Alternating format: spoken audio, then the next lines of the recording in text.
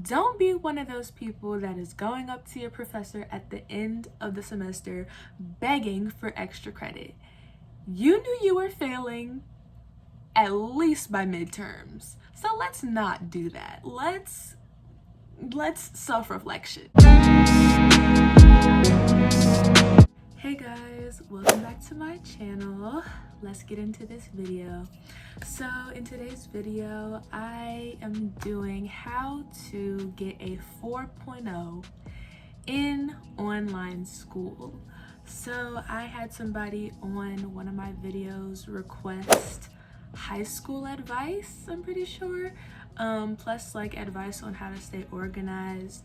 So yes, in today's video we are going to be discussing how to get a 4.0 in online school.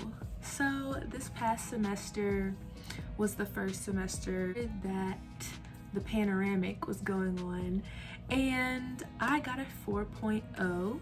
I made the dean's list for the third time, and this is my third semester getting a 4.0. So I have experience getting a 4.0 when school was normal, and I also have experience getting a 4.0 when school was abnormal.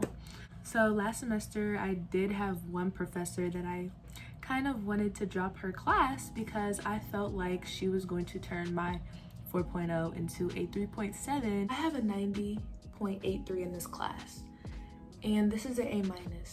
And A- is a curse word. Guys, I think I need to drop out because she was just being so overbearing. So I definitely have tips on how to get a 4.0 in any circumstance, whether that be online school, regular school that's in person, weird professors, whatever it is. So if you follow these 10 steps, I can't guarantee that you will get a 4.0, but I can guarantee you that you will be a more productive student. So let's get into this video. So the first tip for getting a 4.0 is to be on time for class.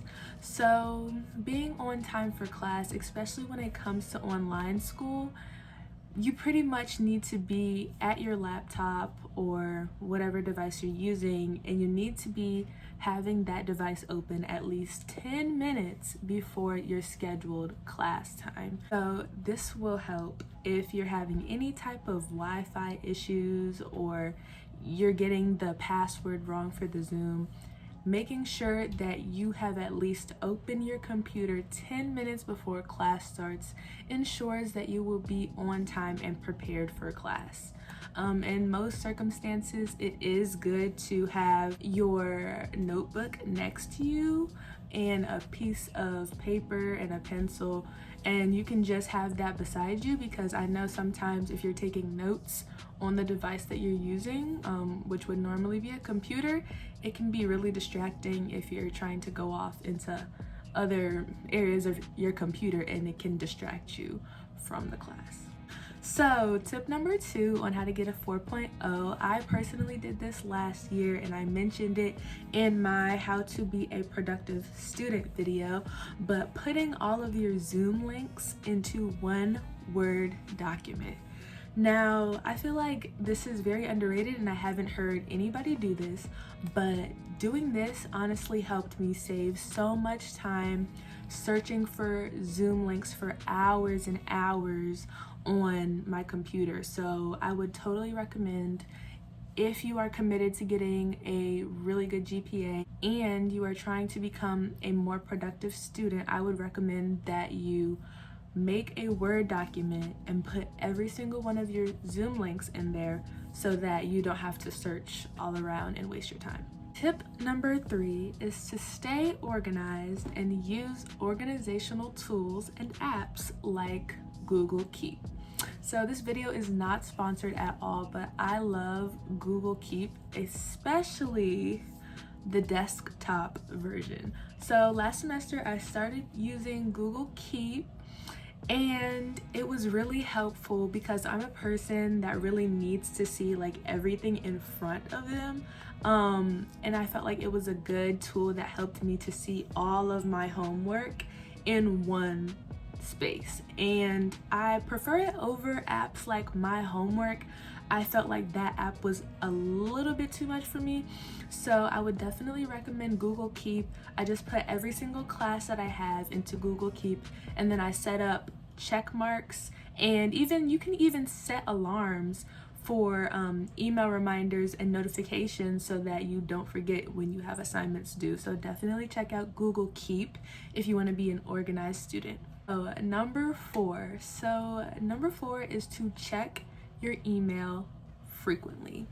So last semester, my professor, the day that an assignment was due, and said that everybody had done it incorrectly. So they had until 11:59 to fix the problem, and she didn't give us an extension. So had I not checked my email that day, I probably wouldn't have resubmitted the assignment. I probably would have gotten a 0 or something close to that, and I probably wouldn't have gotten an A in that class. So just check your email frequently, at least once a day, because professors love to send out the most important information of your life at the weirdest hours. And if you miss something, you're gonna be in trouble. So check your email at least once a day. So number five is to write down important due dates. So I would say in a separate thing other than Google Keep or any of the organizational tools that you would like to use, I would definitely recommend that you find a place to write down every single one of your important due dates. So if that's a final exam or a midterm or a lab quiz, just find a place where you can put that information and you know you're not gonna lose it. Because I feel like these days, if you write something down on a piece of paper, it's easy to lose. But then again, it's hard to trust computers. So I don't know, put it in your notes and then send the note to your email. Maybe do that, but always have backups. But just write down all of your important due dates at the beginning of the semester so that you know they're coming up and they don't creep up on you like they always do. Number six is to break up your assignments into little pieces. So basically, breaking your assignments up into little pieces helps you to not get overwhelmed. But the catch is you have to actually start your assignments early. In order to do number 6, you can't start the night before and you can't start the day of. You have to start in advance. So let's say you have 100 pages to read for a chapter. You should break it up and read the whole chapter over 4 days and just read 25 pages a day. So this will help so that you're not overwhelmed. Everything is broken up into little chunks, and you also don't get bored, because who can actually focus on reading 100 pages in one sitting?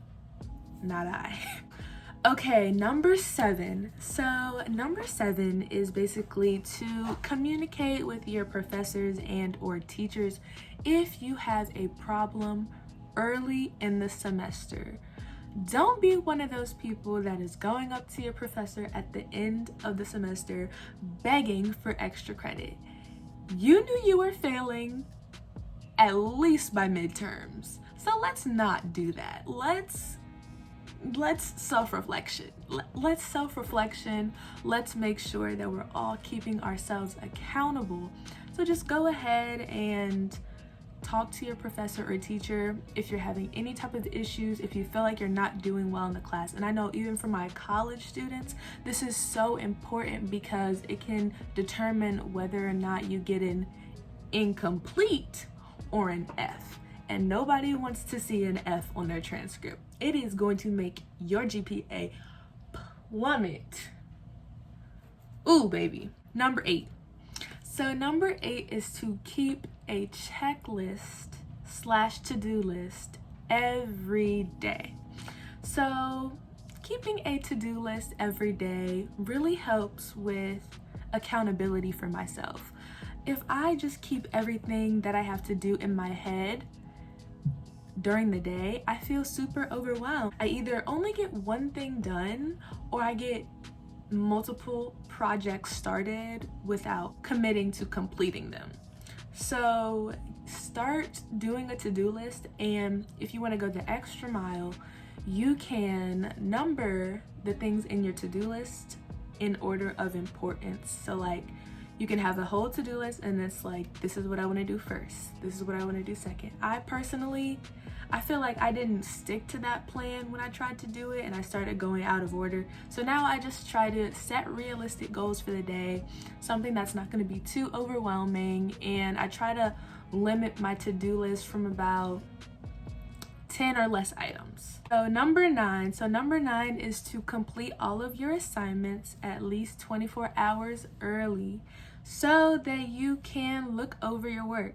So I don't know if this has ever happened to you guys, comment down below if it has, but sometimes when I'm looking at my assignments at night, I will overlook the smallest and simplest errors. So to avoid all of this, just try to complete your assignments at least a day early so you can do a final scan before you submit. So this will help you out. This will help your professors out so they don't have to grade your stuff and give you all of these red marks. Well, we don't want to see red marks in 2021. We want all 4.0s. Number 10 is the hardest thing on this list, and I still struggle with number 10 to this day. Number 10 is stay off your phone as much as possible. Now, this was easier for me when school was in person because I would just put my phone in my bag. I would actually put my phone deep inside my book bag so that whenever I wanted to reach for it, it would sound like and that was kind of an incentive not to get my phone. Like, class is usually an hour to an hour and a half. If you can't go an hour to an hour and a half without your phone, you're an addict. I'm sorry.